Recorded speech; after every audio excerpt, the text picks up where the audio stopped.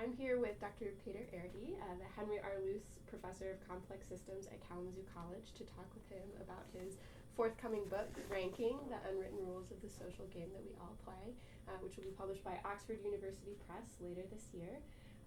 And I just have a couple questions for the author about the manuscript and about his thoughts on the topic, so we'll dive right in. I guess my first question... First of all, I would like to thank you to translate my text from Hungarian to English.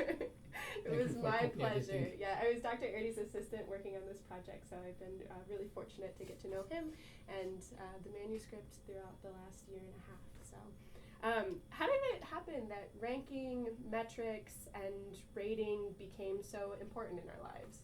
Even chicken in a poultry yard form ranked societies. Chicken learn and accept their places in the community, and we know this is the expression pecking order, and it is a very good strategy to save energy and when they are fighting for resources as meat and food. And of course there is a big evolutionary step from chickens to humans, but we still also have this pecking order.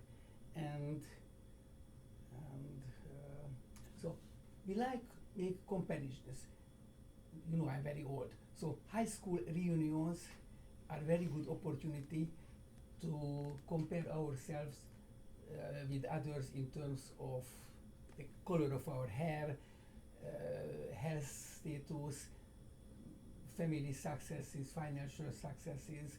You will see when you go to high school reunions. And our love of comparison led us to make ranking. And ranking is everywhere now, both individually and institutionally, and now there is an increased demand of transparency, and colleges and countries are ranked. And actually, what is interesting, you might be on both sides of the table. Occasionally, you are ranked.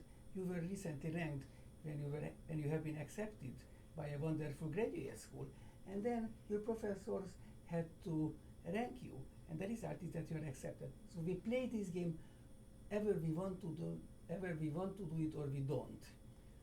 That's all.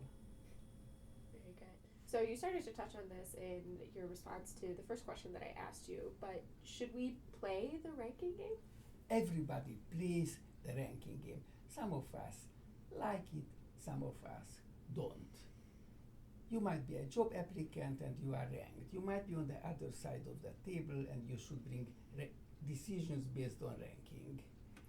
And we try to quantify candidates, as you yourself. Quantification is hard, occasionally impossible, and it's true, it even can be manipulated.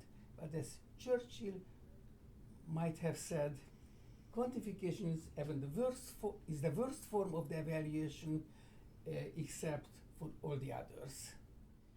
So our daily activities are strongly influenced by web-based recommendation systems, and it leads us to this question about, in these kinds of situations, who gets to have the last word, the human or the computer? And is this a problem that will be solved by your generation, by my generation, by future generations? What are your thoughts?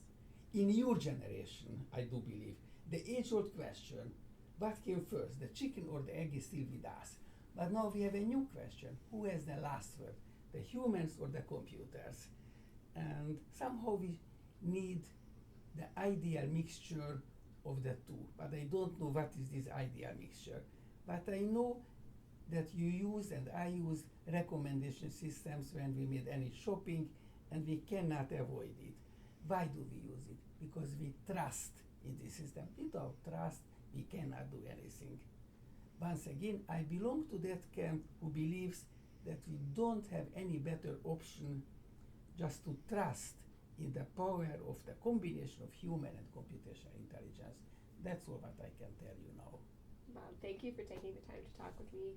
It is May of 2019 right now, and Ranking, The Unwritten Rules of the Social Game We All Play will be out later this year from Oxford University Press, and I hope that we will continue to have this conversation as well, and it will be joined by our readers. So.